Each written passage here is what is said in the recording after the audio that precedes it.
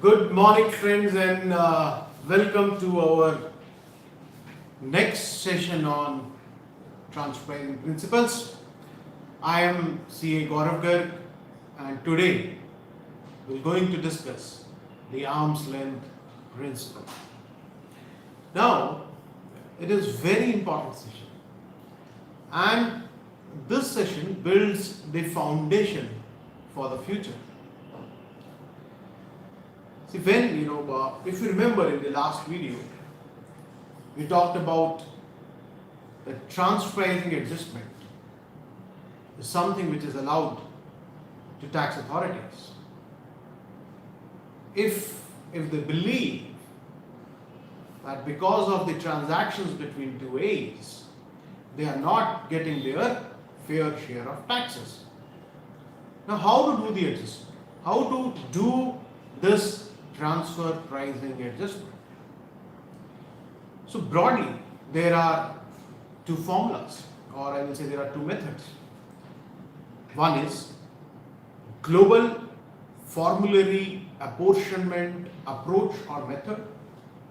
I repeat, global formulary apportionment method, and second is the arm's length method. So what is the difference between these two? In global formulary apportionment method, different units of the group or different companies or different enterprises of the group are considered one. And whatever the global profit is, whether it's profit or loss of the group, is apportioned among different entities based on certain fixed formula.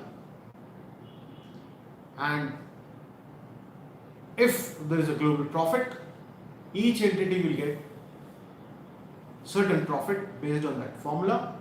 That formula could be based on the sales or the costs or employee costs or asset, anything. And if there is a loss globally, each entity will going to get its own share of loss.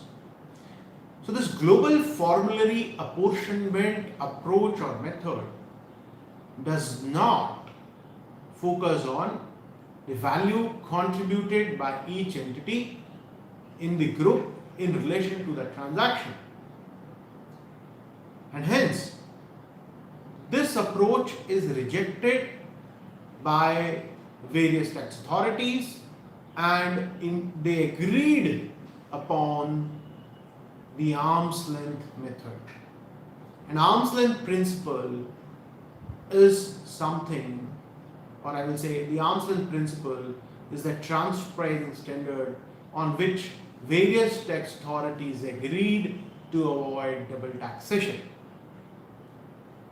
Now, if two tax authorities were going to follow the different approaches, it would lead to economic double taxation, it will lead to tax disputes, and thus globally we follow only one method, that is, we follow one standard.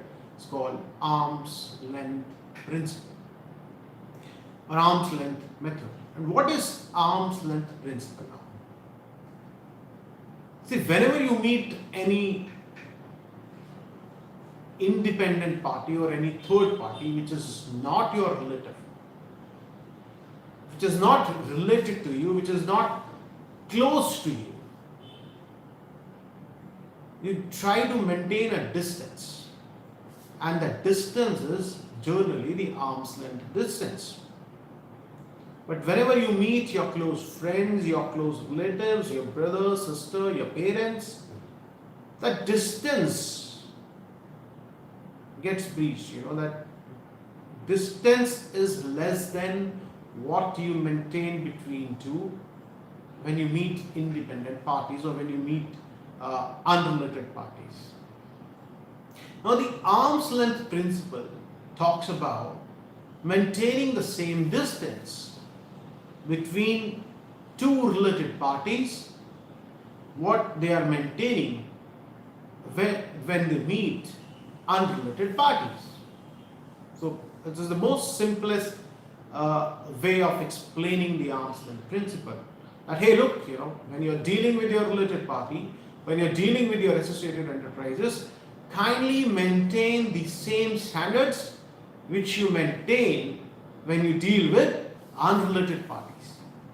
And this is exactly the arm's length principle is. Now, what arm's length principle requires? You would have noticed that silently we are talking about comparability. That how you are dealing with your unrelated parties, you should follow the same standards when you are dealing with your related parties or associated concerns. Now it talks about comparability. It talks about understanding what unrelated parties are doing and following the same in my transactions with associated enterprises. Now this can be done when the businesses are entering into the transactions. But once they have entered into the transaction, once there is a closure of a year, and when the businesses are required to file their income tax return or the tax papers with the tax authority, so how you will start? That is most important. Always remember in one thing, one word in transfer. Document holds the key in transfer. So whenever these companies comes to you that hey look, during the year we have entered into international transactions with our associated enterprises and we need transcribing document.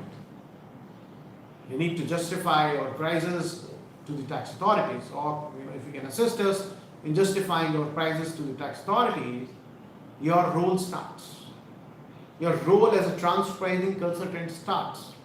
And what you will do first is something which is written in chapter 1 of OECD. It also talks OECD transcribing guidelines. It also talks about what tax authorities needs to take care, but I will not go into that in this video session.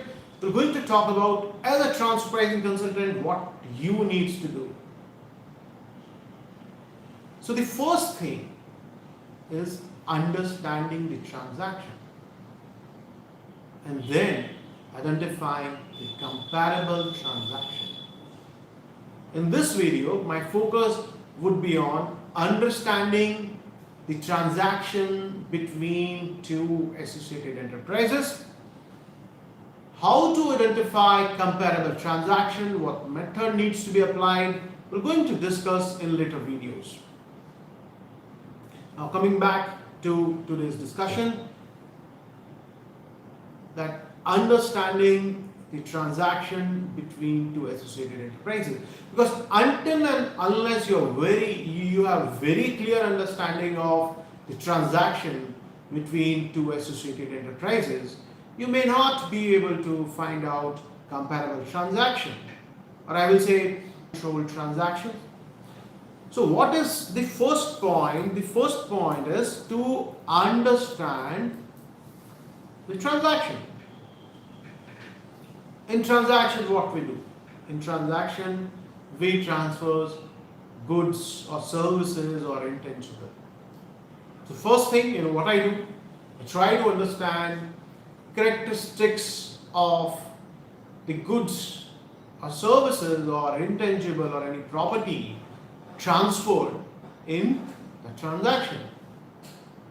One may say, hey look, I have transferred the laptops, I've transferred the mobile phones, I've transferred shirts, but then you need to go into the details. Up to what extent is a question. You need to identify all those points which impact your price. So for laptop, there could be different configurations. For mobile, again, different configurations. If I talk about shirts, could be fabric, design, there could be many things. And this principle applies on each and every aspect, each and every type of business. So whatever the business, transfers to its associated enterprises, we need to carefully understand the characteristics of the property, goods or services or intangible that got transferred in that transaction.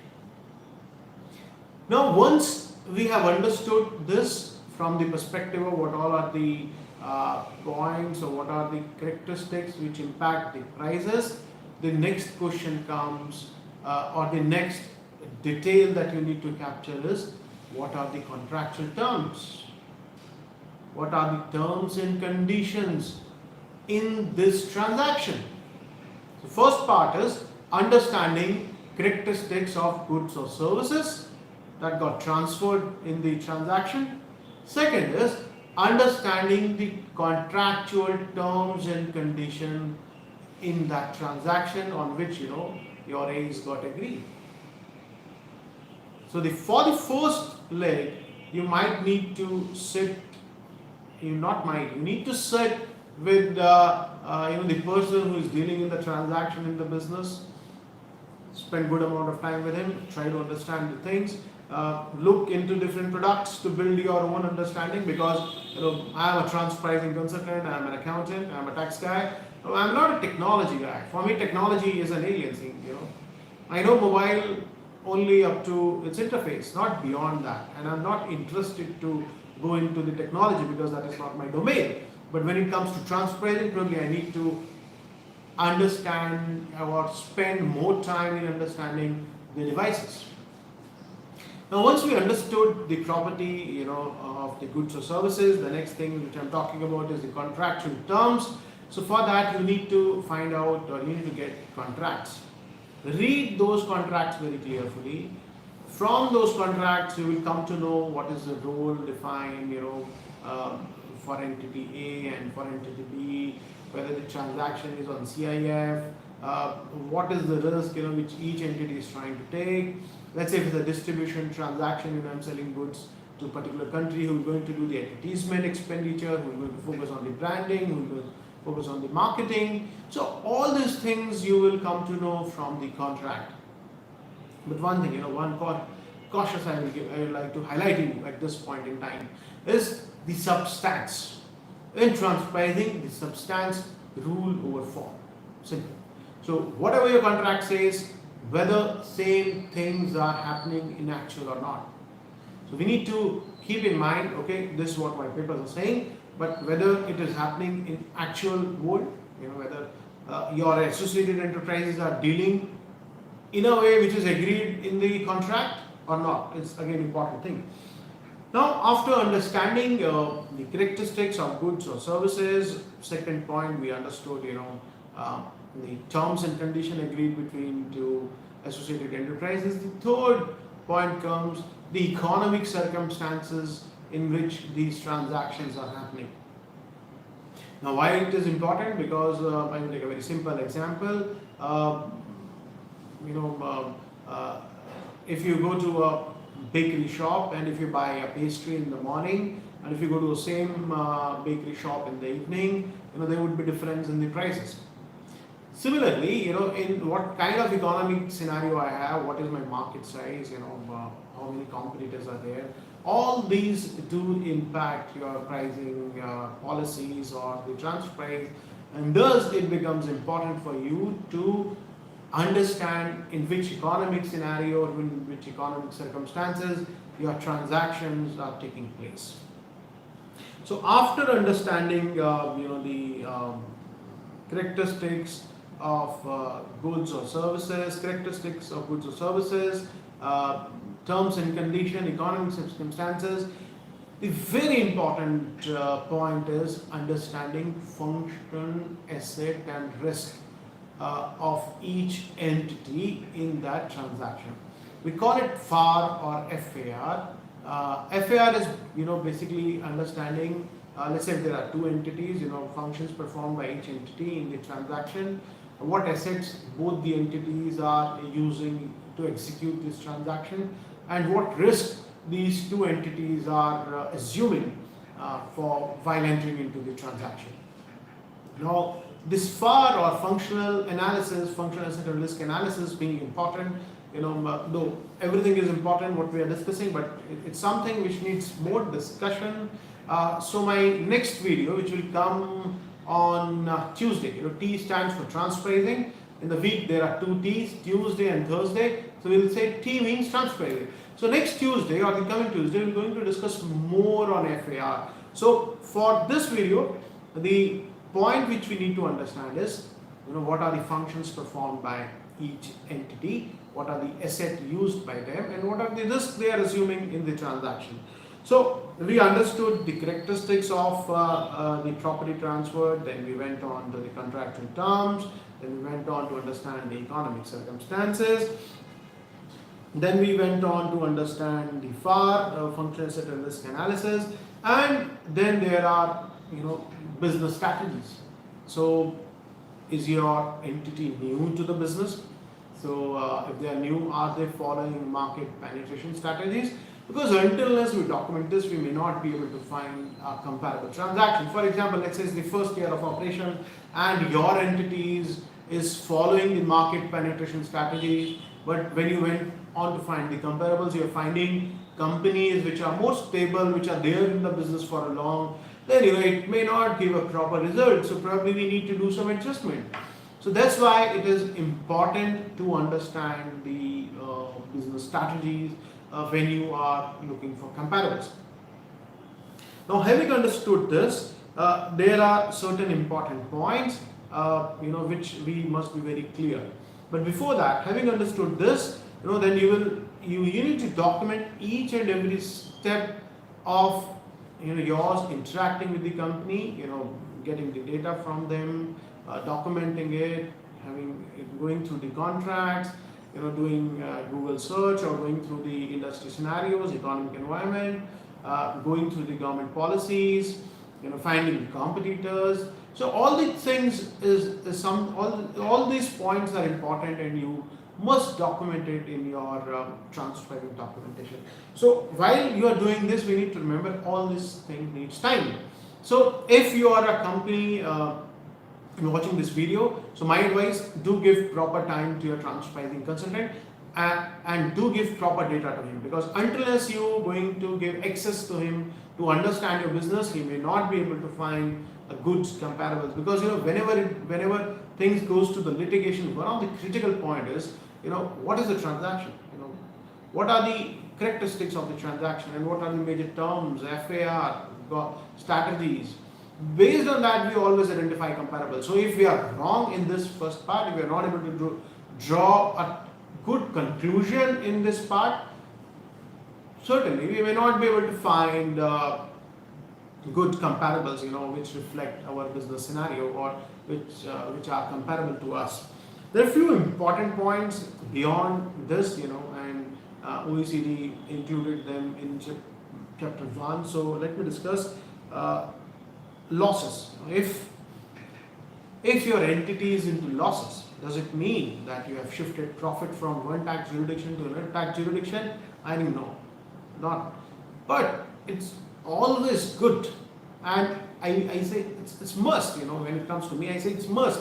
If you are in loss, you must document the reason for loss. Why there is a loss? Because in general, nobody does the business for incurring the losses. And if losses are happening, if the loss in the profit and loss account is happening on the continuous basis, then I think it's something which must draw the concern of transcribing consultant and company while coming up with a TP document. So there could be a number of reasons for loss. Until the reason for loss is shifting, the manipulation in the transcribing, nothing to worry much. But yes, a good documentation must support why you had loss in that year. Restrictive policies because of which your prices you're not able to give the price in an arm's length scenario which you would have given to your AE, or there are certain terms and conditions which are governed by companies wherein the government policy is more relaxed and it is not comparable, or you need to carry out adjustment. So one thing which I personally believe, when if somebody goes to chapter 1 of OECD and the way everything has been explained.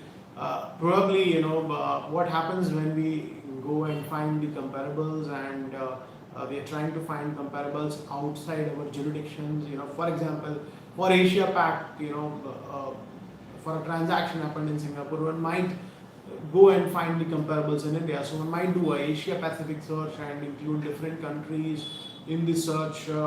And then there are different markets. For Singapore is different than India, than Indonesia. So an activity carried out in Singapore may not be comparable to activities carried out in India or Indonesia or Malaysia. So all these things becomes important. So if Singapore has certain advantages or disadvantages, whatever, we need to document. And if there is a difference in economic circumstances or government policies in India, then it needs proper adjustment.